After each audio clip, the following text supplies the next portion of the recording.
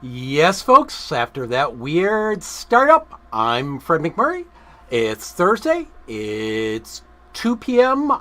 Pacific, if I remember correctly, which means this has to be.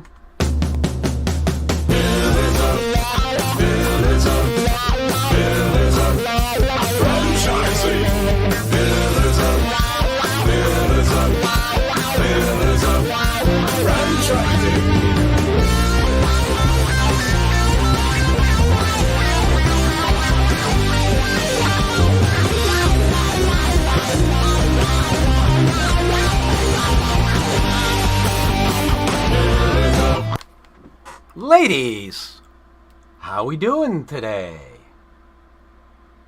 We're doing well. How are you, Fred?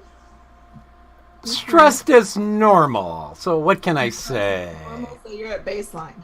Effectively, yes. Baseline. Well, Take it good. away.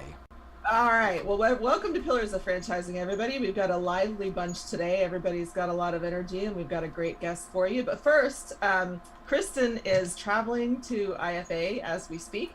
So Laura and I are going to do the word on the street today. And Laura, how are you? I'm doing really well, thanks, Elizabeth. How about you? Still Good. good? Yeah, really good. And our topic today is kind of an interesting one. It's both a cautionary tale and an idea that this is why you need the Pillars team on your side. So why don't you tell us a little bit about the antics of Burger IM? Sure. So Burger Eam or Burger IM, Burger Ream, it's originally an Israeli burger franchise that came to the US. Probably, I think we started to see them coming in around 2015, 2016. And they had really, really explosive growth. Okay. And what's happened, unfortunately, over the last few years is that it's come out that they sort of didn't have a lot of truthful statements, allegedly, in their FDD. They found themselves being prosecuted by the California Franchise Regulatory Agency. And, now that that's concluded, in a rare move, okay, this is very unusual, the actual Federal Trade Commission is taking action against them. It's very uncommon. We bring this up not because we want to scare anyone, but because if you're seeing this in the headlines, because the Federal Trade Commission is taking action, it is something to know is possible, but I don't think it's probably happened in 20 or 30 years that they've actually pursued another franchisor. So, they had tons and tons of sales, and unfortunately, those enforcement actions started because there were allegations of the franchisor not fulfilling, their requirements. Well, they made a lot of lofty promises, didn't they, that were really kind of red flags in themselves. And I don't want to go into the red flags too much because that's what we're going to talk about in your segment today. However, there were a lot of things that were a little bit suspect, so to say. They were making promises that most other brands were not making and not fulfilling them. Right, that's absolutely true. And I think too that, there just wasn't, at least from what I've read in the allegations, there wasn't a lot of comprehensive or, all-encompassing sort of disclosure-minded thinking happening when the FDD was prepared. We say jokingly that,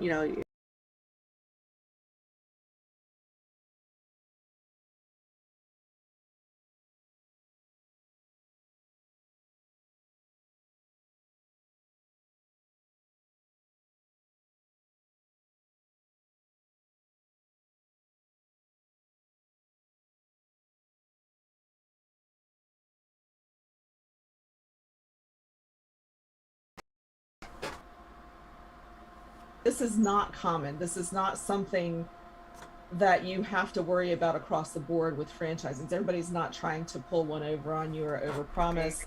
Most people try to be fairly responsible with their right. I think that's absolutely the case. I can think of maybe one really strange franchise, and I review, hundreds and hundreds of franchises. One that maybe was as strange as the allegations in here sounds like. So it's definitely not, something that I think everybody needs to be on the lookout for, but we are going to cover later on some of the, different things that you should be on the lookout for that are actually more likely things that you could come across. Perfect. And if you need to have a team of experts review anything that you're looking at, the Pillars of Franchising is always here for a consultation on that with Laura and our other mentors and experts. But having said that, why don't we get to our guests? We've got Katie Yeargan from Waxxpot, and Ray and Jerry are going to be on to talk to her. Hello. I'd like to, first of all, welcome our guest, Katie. Is she? Yeah, there she is. She's on. Hello. And welcome to the show, Katie. And I'm going to go ahead and read your bio. And basically, Katie is a franchise veteran. And she's held leadership roles at 3 of the world's largest salons, including Supercuts, Great Clips, and Sports Clips. With firsthand insight on how each of these organizations excelled or stalled, Katie has deep insight into principles and practices that invigorate operations in practically any model.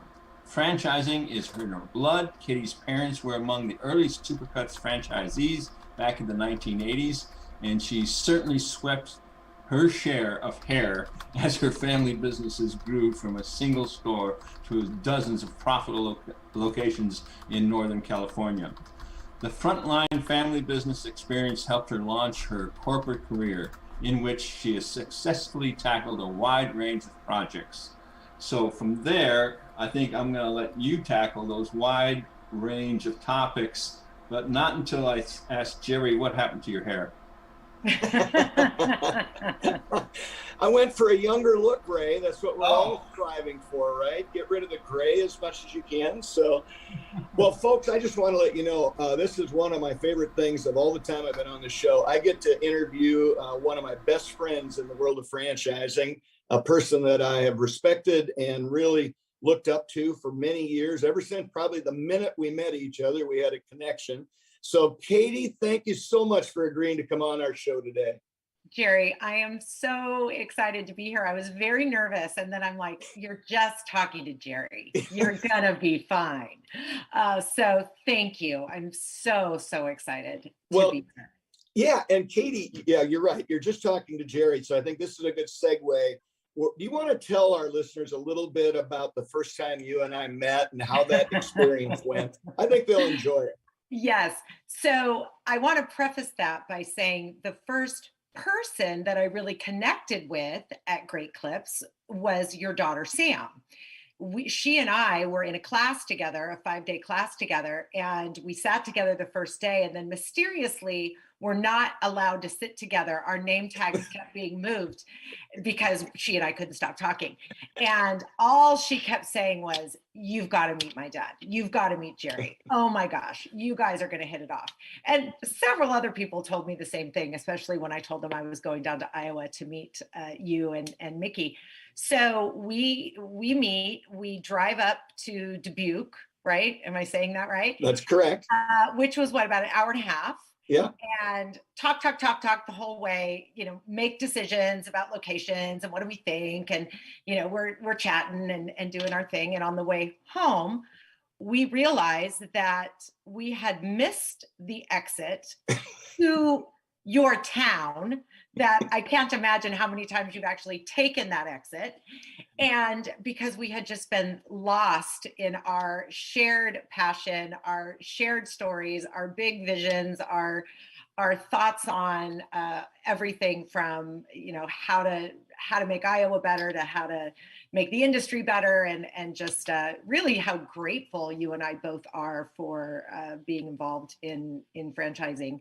And especially giving my 2 cents on being a second gen, and you at that point were really just bringing the girls in. So I loved those conversations as well.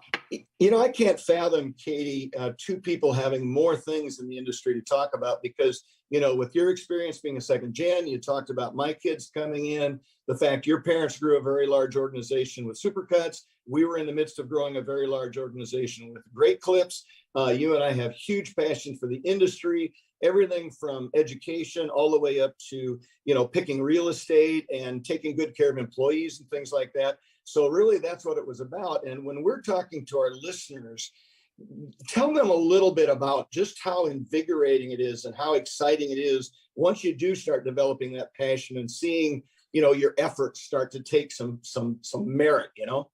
Yeah, I'll share with you the story that I still remember, and I have several of them, of my mother, really, as she was growing her business. She started in Fresno, California, which is the Central Valley. She didn't have any idea how to run a business. She had been a stay-at-home mom for a while, divorced my dad. He was still around, you know, very amicable. She was trying to start a real estate career and had the opportunity with my now stepfather. They had been friends literally since high school, to build sweat equity in supercuts. And so she went down, started hiring, doing the supercuts thing. And I can remember her coming back and telling us stories about the hairstylist who was able to leave the bad relationship and move into her own apartment, the hairstylist who bought a brand new car and never thought she would be able to buy a car, the young girl who sobbed when she was made a salon manager and said, because I didn't go to college, I was the black sheep, and now being able to go tell my parents that I'm going to run a business, I never imagined this for myself, and they're going to be so proud. So it was just this story after story after story that I guess I thought was unique to my mom, because, you know, I think my mom's pretty great. And then as my world expanded and as I met more owners, realizing that not all, but so many are as passionate about that part of the business as you are, as my mom is. She's 40 years as a Supercuts owner. And for me, that is also what was exciting. Like when I met Sam and she was getting ready to come into the business, I mean, it was just like my energy pot was, you know, filled up again, because I was so excited for her to be able to have that experience. So to me, that's kind of the secret sauce that nobody talks a lot about, but it's really the magic. Well, and it's funny you said that, because I'm here thinking the same thing, because so many franchisees, and many of them listening here right now, if they're thinking about getting into a franchise, they're thinking about, you know, what money they'll have to invest, how quick they'll get their money back, you know, some of the hurdles they'll have to go through and those kinds of things. And many of them start getting wrapped up in how much money they'll make in the long run. But the bottom line is, what you and I do, and what many franchisees do, is we really find an opportunity to raise people up from where they're at, our employees and so on. And that's generally what gets us up in the morning. It's not the money, it's not all those other kinds of things, it's that kind of stuff, right? I agree. It's the nail on the head, right? That, yeah, it's the opportunity to really make a difference. Mm-hmm. And my mom, again, some of the best advice she ever gave me, because I was an operator, right? So I was always looking at reports and P&Ls and daily numbers, and you know how I am about data. You know, more data the better, especially if it's colored. Sure. Give me a red, green, and yellow report and I'm good for hours. But she said, when you feel like the numbers are getting you down, just go to the location, right? Right. Just go see happy customers, see your team taking care of your people, tell somebody they're doing a great job and see that the smile on their face. And I have taken that advice more times, and you realize, okay, things aren't that bad. We're good. We've got the fundamentals down. We're going to be okay. And so you're right. And I've had really candid conversations with candidates, letting them know this stuff has to get you going, right? Or you need a more true absentee model. That's exactly right. Right. Because even if you're not going to be the one, and I always believe you should be the one, but at the beginning, if you're not going to be the one, you have to care about it enough to bring on that leader and then empower that leader to make those quick decisions, to buy that pizza on a really busy Saturday, to loan that money. And I'm probably going to get lots of text messages on that. But, you know, my mom has a manager. She's been a manager for her for 20 years. She dropped her phone in the sink and she's a single mom of 4. And she called my mom, she's bawling, crying. My mom's like, just go next door, use your shop credit card, we'll work it out. You can't be without a phone, right? So it's that ability to take care of your people, especially in today's labor market, right? Oh, absolutely. And Katie, we always talk about in our family, and I know you and I think alike, we have the opportunity, we've got about 180 employees right now. We've got the opportunity not to impact the lives of 180 people, but 3 or 4 times that many through their significant others and their children and maybe even grandchildren. So it is way bigger than most people think it is. And before you and I go on, I think Ray is anxious to get a question in. So I'm going to quiet down for a minute. No, I think you guys are doing good because you're talking my subject. I love talking about it. I love it when a plan comes together, right, Katie? And, a lot of thoughts are in my mind, but you guys are doing great. You were talking about delegating, which I think is a big part that a lot of owners have a hard time doing. And Katie has a lot in common with Karen and David because of her leadership and her training of leaders and growing of leaders. So I mean, she fits with all of us on this call. So I think we've got some good things to talk about. Now, Katie, I want to just make a little announcement, and then I'm going to open it up to probably something we really need to talk about because we can talk about a lot of things. But you are unique in that you have been on the franchisor side, and you've also worked on the franchisee side a couple of times. So you've kind of seen it from both sides of it, and not many people get to do that. And I want you to talk now about your new endeavor. I want you to talk about Waxxpot. That name is just so cool. I can't even imagine. So describe it for us, will you? It's so fun. I've never done Fran Dev before. I'm loving it because I thought it was sales. It's not, right? It's just really educating people and talking about all things franchising, which I can do for hours. So Waxxpot is such a cool concept. It's out of Ohio, started in 2016. Daniel Sad, who actually started Salon Lofts, and I have an exclusive for you in a minute, he bought a single unit, Waxxpot, rebranded, has proprietary wax. They primarily use soft wax. They have 11 corporate stores and 2 operating franchise stores. So the cool thing that I feel like I've brought to the table is really challenging them on what is that franchise journey going to look like. And we did that, and that was super fun. And now we're really bringing it to market and looking to expand through individual ownership or multi-unit ownership, focusing regionally, but just in that we don't want a single unit sitting somewhere. If somebody says, yes, I want 3, that's great. And then in the next DMA over, we're going to really hit hard to have another one, just so that you get that synergy. And from a support perspective, it just makes sense for the corporation to really be out there and train and all of that. But you can't spread too thin. You just don't have the bandwidth, both financial and expertise and support, to do it too quickly. So I think that's wise. I want you to get into it a little bit more, but I think it's important that everybody understand that, you've worked for larger, more mature brands for the most part. So tell us a little bit about, I would think, how exciting it would be to work in the position you're in right now, as opposed to, a little bit of the humdrum existence of working in a mature organization. Yeah, it reminds me of the stories, again, that my mom used to tell, because she was in that first, what I call the first generation, right? Those legacy franchisees.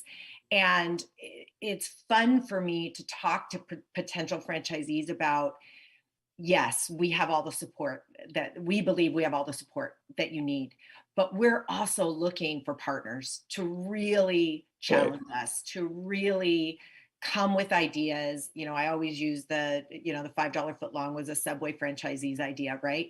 That we are really open at this point, and we can be flexible.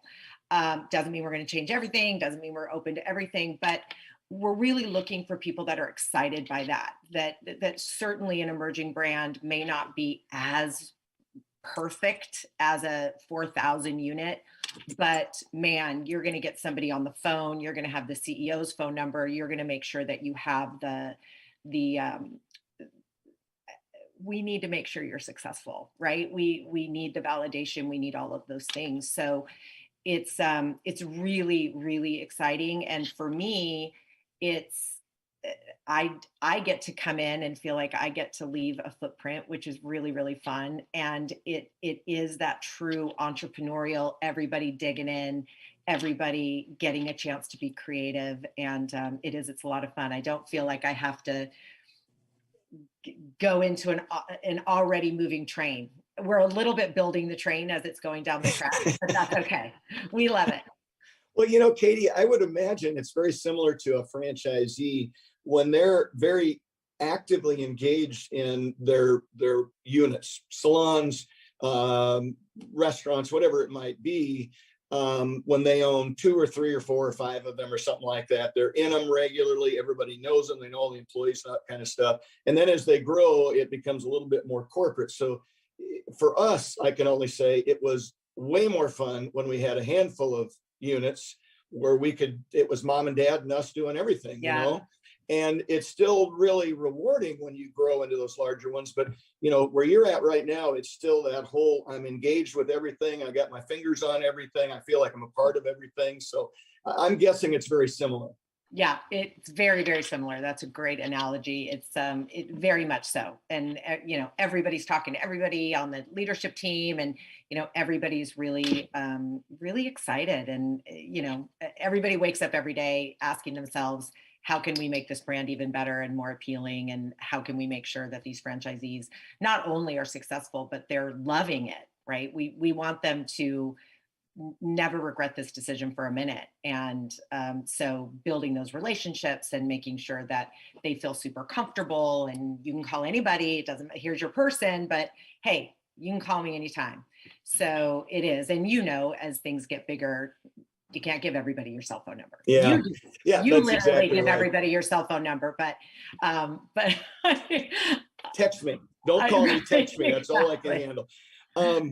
Katie, having been around the Energizer Bunny, which is Katie, for so long, and really, you recharge everybody around you. I can only imagine, what impact you're having on the owner, the franchisor, and his team, and those kinds of things. We're in those meetings.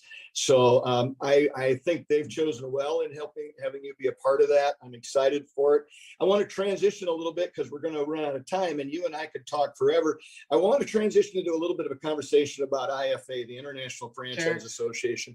I know I'm in San Diego right now. I got to start doing stuff at the thing tomorrow, and you're headed this way in 2 days. So I'll see you out here in San Diego. But talk to me a little bit about your thoughts after being around IFA for many years and, being involved at different levels and that kind of stuff. Talk to me about your thoughts about, the organization, what they stand for, what their mission is, and what it does for, franchising overall. Thank you for that question. I was on a call yesterday. There's sort of a casual group of women in franchising clubhouse, and every week there's a topic, and I jump in and listen. And yesterday it was a lot of how to prepare for the IFA and how to make sure that you get the most out of it. And we ended up talking about, shoes and temperature and, things like that. And one of the women on the call said, I have a new employee and she has tattoos. And I've never been to an IFA. Should she cover them up? Is that going to be weird? And Patty Rother said the most beautiful thing that to me really sums up the IFA. And she said, come as your most authentic self, because the majority of the people are going to appreciate it. You're going to be more comfortable. You're going to get more out of it, and you're going to contribute more. And I thought it so summed up what I love about the IFA, that I have found nothing but generous, abundant minded. And I don't necessarily mean financially abundant. I mean, that there's enough customers for everybody. We're really here to make the world of franchising better. And I'm so excited about this agenda. I think that the IFA really has outdone themselves with the tracks, and that I'm bringing some new people to franchising, salon lofts, which we're introducing into the world of franchising, and I'm bringing their executives. And I did a whole table of where they should go and what they should do, because there's so much to choose from. So, I just think the IFA, obviously the government work that they do, the lobbying, all of that incredible work. I sleep better at night knowing they're in our corner. But it's, gosh, what just an incredible group of people. And I can always count on learning something. I agree with you. I couldn't have said it better. In fact, I say it every week. So that's why I set you up to say it, because they need to hear it from other people. But that literally is, the IFA is, I sit on committees with Gordon Logan, who is the founder of Sport Clips. Yes. And a direct competitor with Great Clips. And yet Gordon and Rhoda Olson, who is the mother of all Great Clips, are best friends. They text each other and talk all the time. Gordon and I talk about things regularly. And you don't find those kinds of things with true competitors very often. But at IFA, it's the franchising world and what's best for us, and let's all work together on it. So, Katie, I love this. They're going to kick us off because you and I, like I said, can talk forever. I feel like we just got started, Jerry. I know. We'll bring you back again. We'll do it again another time. Okay, Katie? I would love it. Thank you so much, my friend. I will see you this week. How do people get a hold of you? Oh. Thank you, Fred. I'm on LinkedIn, obviously, Katie Yeargan, Yeargan, and Katie at franchiseconnectionus.us. But I'm a big love LinkedIn. So find me there. It's probably the easiest thing. Thank you so much for having me. This has been a blast. It was great. Thanks, Katie. Bye-bye. Bye. Bye, Ray. Hey, franchise owners. How's your local marketing? Do you feel like you could use some help keeping up with your social media posts and comments and reviews? Do you wonder if you could be doing more to attract local customers? Are you able to identify new move-ins to your local area? At Westvine, we help franchisees like you reach more local customers through digital marketing. With daily monitoring, creative content, and ad placement, and customer data intelligence, we'll get your business in front of the people who want your products or services. We also work with franchisors who need an agency to handle the digital marketing for all of their locations. If you're ready to reach more local customers, give us a call at 805-265-5440 or visit us at westvine.com. That's 805-265-5440 or westvine.com. All right, we were back. That was a great, like I said, everybody's got a lot of energy today, so it's fun when everybody's up and having a good time talking franchising. And the IFA, I think, is putting a little injection of excitement into the air. Laura, back to our topic that we started with in the beginning. I think it's important to be aware that not everybody is somebody you want to work with, but in franchising, that is an unusual thing. However, when you are new to the process of looking to buy, you have some advice from some of your experience and your legal expertise that can help people look for some red flags in looking at a franchise. So what have you got for us? Yeah, absolutely. I thought I would go through kind of, top five things to watch for when you're evaluating a new franchisor. And I actually would say I start even before the legal document, before the FDD. And that's really looking and listening to what they're telling you or giving to you as marketing materials, right? Are they having, they're saying one thing maybe on their FAQ on their website, but if you, sit at the table with the salesperson, are they secretly writing things down on the cocktail napkin to tell you, a different side of it? Are they telling you maybe, oh yeah, you can make such and such amount of money, but that's not in the document, and we'll talk more about those item 19s in a minute too. But I think a lot of how they're conducting themselves at first, before you're even reviewing the franchise disclosure document, is really important to consider. If they seem really smooth, sometimes that's not a good thing. You can know your concept, but you don't want to necessarily be with someone like that. The So- too cool for school syndrome. Yes, too cool for school syndrome is not a good thing. I think the next one that you always want to look at is really looking at the estimated initial investment. Okay, and this is a chart that appears in item 7. It is supposed to be very comprehensive of every expense that they could imagine you will incur from the moment you sign the franchise agreement. So that starts with paying your initial franchise fee, maybe some marketing fees, things like, estimated investments on construction if you have a retail premises. It could be, if you had a mobile business that you have to buy a bunch of vans, right? You have to get vehicles, any kind of things that you're going to need. And it's interesting reading a lot of these to see what typically gets left off. So we usually don't see enough working capital, right? We don't see enough, what's required to be disclosed as additional funds. It's always the last line in the item 7 chart. And that is not really usually taking into account the fact that most people, if they have an investment that's a significant size, they're getting a loan, which means that they have debt that they have to be repaying. And oftentimes, what they'll say, if you look at the notes to the item 7 chart, is that this does not include any amounts for debt service. And sometimes, okay, I understand that, yes, what you're paying as your interest rate could vary. However, almost every franchisee is getting an SBA loan. So you're probably getting we know pretty much what you're getting as your interest rate. Yeah. And that's one thing that we talk about a lot on the show. Most of the mentors believe 2.5 times what they tell you need is what you really need. So yeah, and that's really great to hear, because it means that people are getting really honest advice.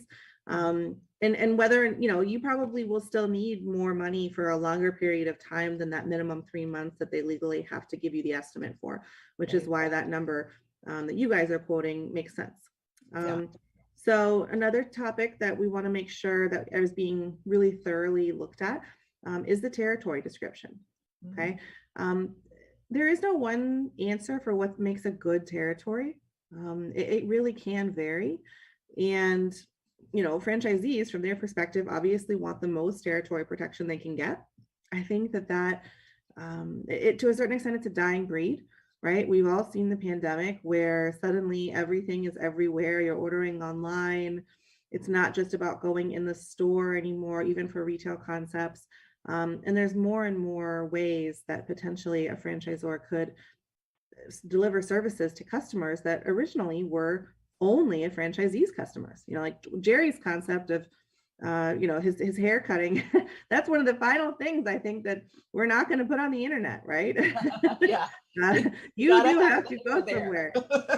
But besides hair cutting and maybe a few other things, most things nowadays, we're finding much more limited territories than we would have even 10 years ago. Okay?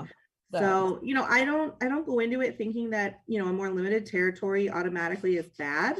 But you have to understand, and I give clients examples of how potentially the franchisor could compete with the franchisee based on the exceptions, right? So that's one of the big topics, is to make sure that the franchisee is comfortable with that, whatever it looks like. Okay. Right. Ongoing fees. Okay. These are one of everybody's favorite topics. This list used to be really short, and now I feel like it's like 4 pages in the FDD. It used to just be basically, like maybe 1 page, but now there's so much more technology. There's so many more vendors that are involved in franchise relationships. It's no longer the case that it's just the franchisee and the franchisor, and that's the only people out there. There's just a lot more opportunities for other people and other service providers to be in there. So being really confident that you have a good projection, right, about what all these other fees are going to add up to be. Right. And if you're locked into dedicated vendors, or what your obligations are to the franchisor when you sign that agreement.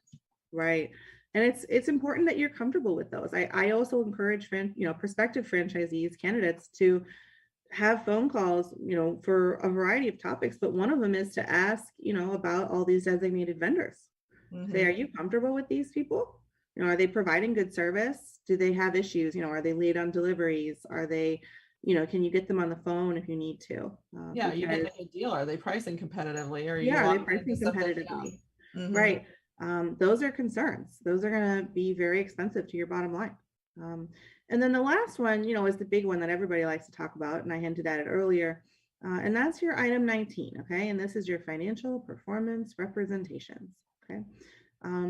This is where in the franchise disclosure document, the franchisor can make statements, truthful statements, about what their earnings have been, about what their maybe different profiles of their customers, right? Like people tend to visit us twice a month, or, the average person does this, or sometimes you get expense data, which is really helpful. But I would say that for the most part, I think it's a little bit over 50% of franchises now do have some kind of item 19, some kind of financial data that's in their FDD, okay? And it varies what it is, but it's a little over half at this point. And it makes it easier for the franchisor to be able to sell their concept if they have something in there, because if they don't, then they can't give you any information, right, about what the sales are like. And that's very frustrating, not only for the person who's trying to sell the franchise, like we were just hearing about, right? But it's also frustrating for the candidate because you just don't have a starting place. You're really just guessing. You're having to do a lot of due diligence where you're calling the other franchisees, like I mentioned, and you're saying to them, okay, well, what were your sales last year? What were your sales in the first year you opened? Right.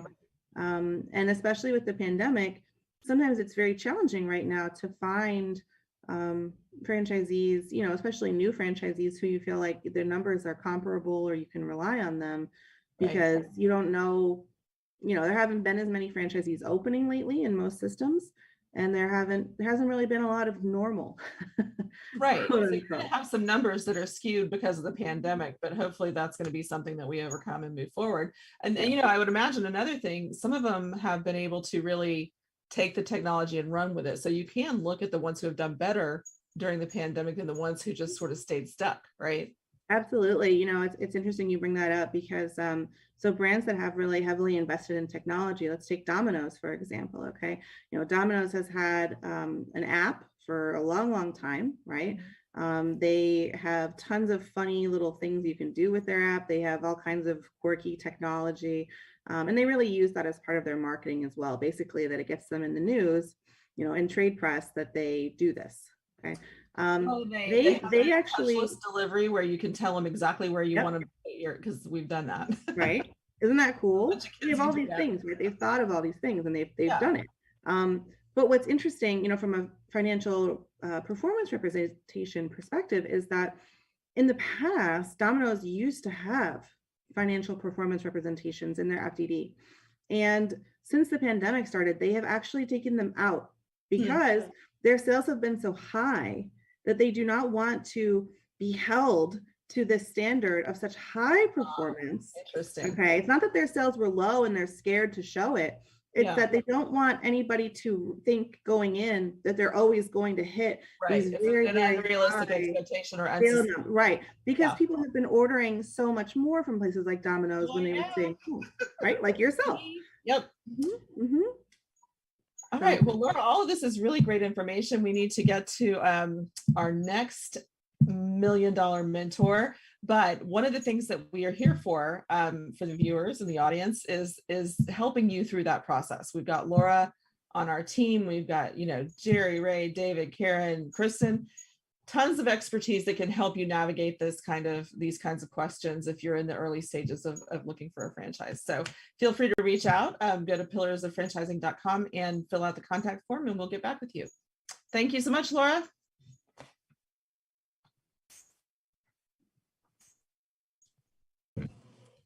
Karen, it's us. It's us. All right. How about it? All of a sudden, I see myself on the screen, right? I didn't follow the list that Elizabeth sent out, so I wasn't sure when we were on. So I was ready.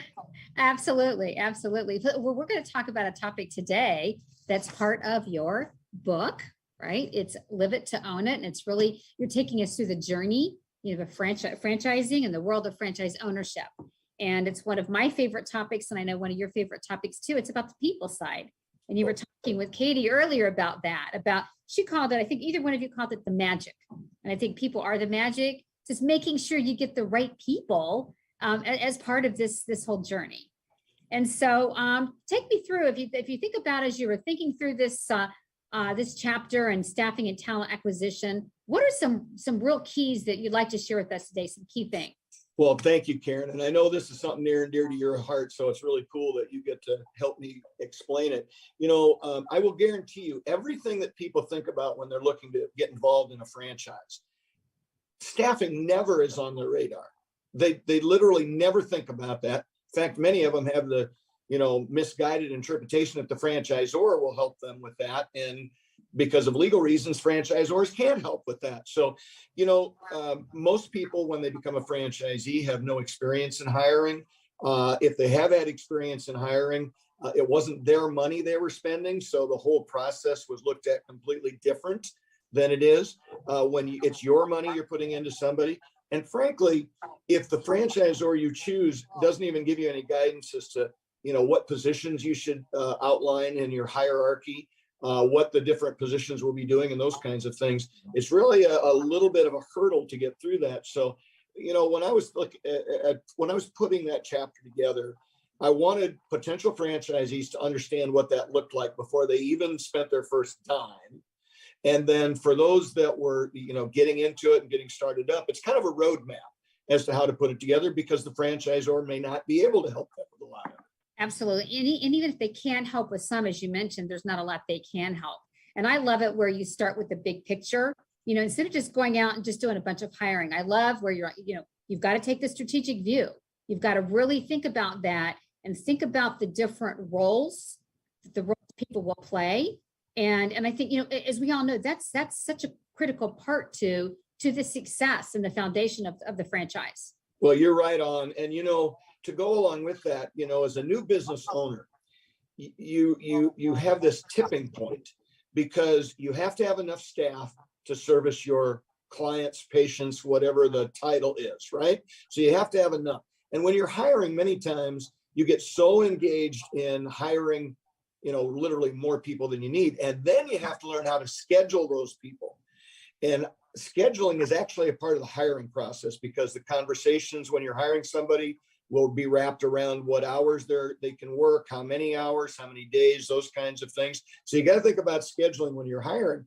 And people who have never scheduled before don't understand that now that you own your business, you've got to have enough you got to have enough staff to take care of the customers, but you also have to worry about overhead.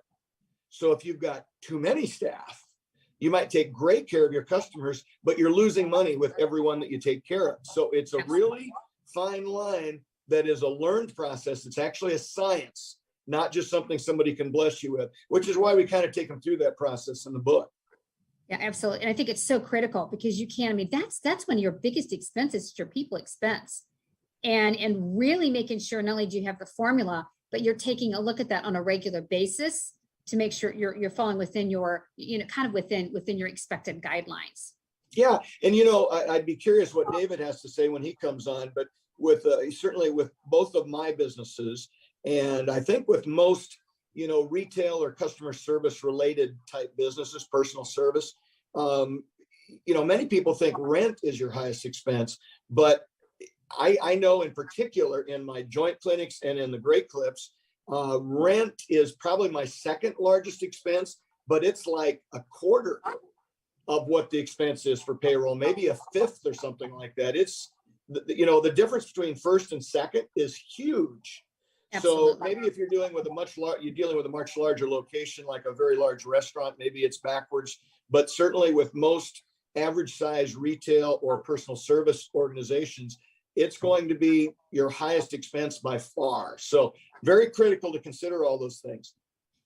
One of the things I also like that you were talking about in the book, and I've always had the philosophy that you always need to be thinking about, like hiring. Who's your next person? You're really out there looking for people, because as we know in this market today, that's tough. It's really tough to find great people. So you have to always be on the lookout for it. And I loved it because you really gave a lot of strategies, in the book about what to do to get people. Well, yeah, in the time we're in right now, people should buy the book who are already franchisees just to get that stuff, because, Agreed. we talk about a lot of different ways to recruit that most people have never thought about in the past. So that's a critical piece of it. And then how to micromanage a little bit on your hours to get 1 or 2 extra hours per person so that you don't need as many heads, because right now there aren't a lot of people out there looking for work. So it's very difficult. 2 things I'll add before we close this out. Churn in every business, but in particular in retail-oriented business, there's always going to be people that take a different job because, maybe they make more money, but a lot of times it's because they want to do something new. So we in our businesses are always hiring. We always find room for new people because you're going to have some churn to deal with. And if you're an optimist like I am, Karen, you want to staff for growth. Yes. We don't want to staff just for the customers we have today. We want to staff for the customers we're going to have tomorrow. So when somebody good comes along, we're going to hire them, and then we'll find the customers to pay for them, not the other way around. So I know they're going to kick us off, Karen. So do you have anything else you'd like to have me talk about quickly before I get off? No, I think you've covered some of the key points, and I really recommend that for those of you out there that haven't bought the book, definitely the Live It to Own It by Jerry Akers. Pick one up. Again, I've been on the franchisor side, the franchisee side. There's a lot I'm learning. So thank you for sharing your insights. Thanks a lot, Karen. We'll see you next week. Thank you. I almost got away with it, not forgetting to mute. Great stuff as usual from Jerry and Karen. Lots of fun information to lead up to the IFA and get everybody excited. Don't forget to take a look at our sponsors, Franchise Show 247. Great online platform, 24-hour a day, 7-day a week platform where you can display anything to do with franchising for your business, whether you're a franchisee, a franchisor, or a vendor, or a franchise professional. I'm also at Titus Center for Franchising, one of the few educational facilities that has a business degree with a focus in franchising, which is very exciting. So be sure to check both of those out. Also, if you're at the IFA, be sure to take lots of photos and videos, send them our way, tag us online, and we will do the same for you. It'll be a fun way to get those who cannot attend participating and get the word out about what everybody's busy doing at the IFA in San Diego. Up next, we have got Karen. We're going to discuss going on with your hiring series, all about onboarding, which I think it's one of the most critical elements, because if you don't have a good onboarding process, then you've got a lot of lost employees, right? Oh, it's true. And people spend, just talk with Jerry about this, right? Where you've got the whole staffing, the talent acquisition, you get all these great people, you spend so much time and so much money getting the right people there. And then so many times people kind of stop there and go, okay, come on, you're in here now, go sit with so-and-so, go do this. And there's really not an onboarding process or plan in place. Mm-hmm. Many times that people wonder, well, why did these good people leave? And many times it starts with day one on how you begin to onboard them, and what does that plan look like? Right, because if they're not onboarded properly and they don't have the proper training and resources, then they're going to be set up to feel, whether they do or not, whether you think they're failing or not, they're going to feel like they're failing, right? Absolutely. So I think one of the key things, I have several tips. Mm-hmm. One tip on the whole onboarding journey is, you mentioned the feeling included, the belonging, right, because you want to feel like you're contributing. So making sure that early on that you really, as the franchisee, that you're creating this culture of support for them, Mm-hmm. making them feel welcome on day one. It's if you have someone, I don't even the word mentor, if you've got someone that's there, a buddy, whatever you want to call it, to say, this is your person that you can connect with, because many times as the franchisee, you're busy, you're doing a lot of different things. Right. Sure, they have someone to go to, and it's actually, I would say it's also a positive person, someone who actually is lives the culture there. So making sure you've got that, because then you're creating great habits early on. So to take off that, to find someone who's very dedicated to the brand themselves, so that you're teaching. Yes. that whole branding goes through the employees. Absolutely. And then it also gives someone else an opportunity for their growth, right? Because they're also included. So it really does kill a lot of what is it? Kill two birds with one stone. And so you can provide opportunities, and they can see that as well. So I think another one is making sure you've got an onboarding plan or an onboarding journey. I think that's really a key piece, because again, so many times when someone comes on board, I want to be successful, right? I'm new in this role, so how can I be successful? And if it's written down, if you really have touch points for here's where we're going to be, touching base with you. If it's weekly, if it's every other week, making sure that they're learning what they need to learn. Also connecting with them on that, I guess that one-to-one basis, but also even putting in there some of the key things they need to do in 30 days, 60 days, 90 days, kind of what does success look like, and outlining that early on. Absolutely, because then they don't feel like they have to know it all at one time. If you set these benchmarks, you give them a little bit of leeway to feel like they have time to learn, right? Absolutely. And I think it's also good, for example, if you have someone who maybe isn't catching on, it's good to be high performer, and it's good for someone if they're not catching on, you'll catch on that early. How many times have you had it where all of a sudden, maybe in month 5 or 6, it's like, wait a minute, this person's really not performing. It's really good to know that in month 1. And part of that is really making sure you've got those metrics, the metrics in place, and that you have that common cadence of just having conversations with them. And you'll be able to even detect early on kind of what's working, what's not working, because you might be able to make some tweaks early on as well.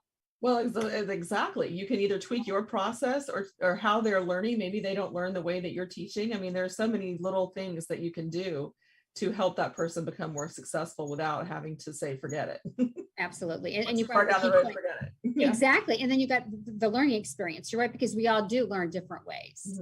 And I think so many times, I know with franchising, a lot of times you'll have like a certain, model, there'll be processes and everything. But then once you get them in the franchise and they're working in the franchise, you do have that. But then some people will say, well, just go sit with so-and-so, or they'll put them in a room and say, read all this information, or take this online learning. Right. Like, whoa, it's a little overwhelming. So making sure that you really vary the learning experience, and also find out from them, okay, how do you learn best? So you can also adapt to that as well. Yeah. Great advice. Did we get everything covered, Karen? I think we did. I think the key thing is just thinking through the strategic pieces and making sure that you've got a plan in place. So when you've hired the right person, you're ready. Absolutely. And for me as a communicator, always having that two-way communication where your new employee feels empowered to ask a question. No question is too stupid. Rather get it right than have you wonder and flounder and waste all that time. So, all of those things, and the overarching thing too is that communications from both directions, don't you think? Absolutely. All right. Well, Karen, thank you so much. Good information as usual. And the last segment we have is going to be Jerry and David. David's got an update for us because I think you're going to be off the week after, and we need to find out what's going on. Jerry, you've changed. I'm assuming, Ray, you've got me, right? I met Ray and David. Too many of you. I can't keep you straight. That's okay.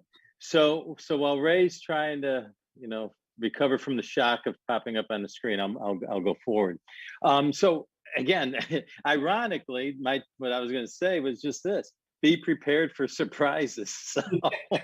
So I guess that means in all areas. So be prepared for surprise. And I was thinking about this, and again, for prospective franchisees out there, nothing is going to go smooth, right? I mean, you think it's going to, because I bought a franchise, so everything's going to be right down the line. Everything's going to be smooth. It's not. It's still going to be real life. And so you have to be prepared for that. And I've seen way too many franchisees, when things kind of go off the track, already start to get a negative attitude and take a bad approach. They're upset with the franchisor. They're upset with the contract. Right away, they go right there and have almost default to a buyer's remorse. They're trying to screw me type mentality. Don't do that. That's not going to accomplish anything, and things are going to happen. So, for instance, you have an equipment list. Franchisor gives you an equipment list, and you have a build out. And you put that out for bid for the construction. They give you a cost. Well, in this particular case, where I said be ready for surprises, I overlooked something on the equipment list. I assumed that little piece of equipment was built into the cost of the build out. Then I got a bill for the piece of equipment. I went, whoa, what happened here? Well, my mistake, because I wasn't thorough enough. So point being is nobody got ripped off. It was just something I assumed was already built into another construction cost. So those are the things that are going to happen. But understand, be prepared for them. Be as thorough as you can all the time, and make sure that you going through your checklist. Most franchisors will give you a checklist. I've got mine here, as you're building out, as you're going through it, and stay on top of it. That's the biggest advice I can give you, because there's going to be curveballs, there's going to be surprises. And speaking of build out, one of the things I think I mentioned earlier, but I want it's really important for new franchisees. You can't always get it, but I would suggest this: when you're bidding out your project to the contractors, ask for two things. Understand something called change orders, and understand you have to ask and say, what is the impact of the change orders, and and how are those going to be handled? And the reason I say that is the plans look good on paper, everything looks great. Then when you get into your space, all of a sudden, oh, you know what, something's three inches off or 6 inches off. Oh, you know what, I really wanted an outlet here. It makes more sense to add an outlet. And now you're adding costs. You're not going to do that for free. So you need to understand, you need to get clear with the contractor how our change order is going to be handled. The other thing is, nobody's really going to do it at this in this day and age right now. But you want to have what I call a drop dead date or a penalty clause. So you're not pushed, especially if you're not a large project, like ours is 1,000 square feet. If you have hired a contractor that has several different projects going on at once, you might get pushed to the bottom. So it's good to have a penalty clause to say, what happens when this project isn't completed by X date? Are you refunding me 10%, 5%, whatever? Those are all negotiable. I don't think you're going to get very far with that now because of all the issues, supply chain, et cetera, and help issues. But it's something to always think about, and it doesn't hurt to try for. So, and one more thing too, I put this down here because this is my last week here in Florida, and I'm going to head up to Michigan and get our boots on the ground so we can start really developing that area, marketing to the area, and getting to know people. We did sign an LOI for a second location, but here's another area. If you're out of the area the way I am, and you're trying to get some marketing going, and you don't really know the area, you need to get some help and have some cooperation among people. So one of the things I was looking at was buying a billboard. Well, they said, hey, here's the price. Here's the traffic count. Oh, it's great billboard, the whole bit. Because of my experience, I went, I'm going to take it another step further. Even though the person I hired to buy the billboard, I trust implicitly, he's still relying on the information from the person selling the billboard, and he's not in the area either. So I had my contract. I said, do me a huge favor. When you're up there, drive down to where this billboard is. Let me know if it's something we should pursue. And sure enough, it wasn't. There was another sign from a business right in front of it blocking the billboard. That was almost a $5,000 mistake, depending on how long I would have purchased the contract. So go the extra mile. It's your business. It's your money. Take the time. Know that it's not going to go perfectly, but take the time to ensure that you're not making those mistakes. Absolutely. And that's all I had. I'll talk to you guys in a couple of weeks, I guess, from the cold.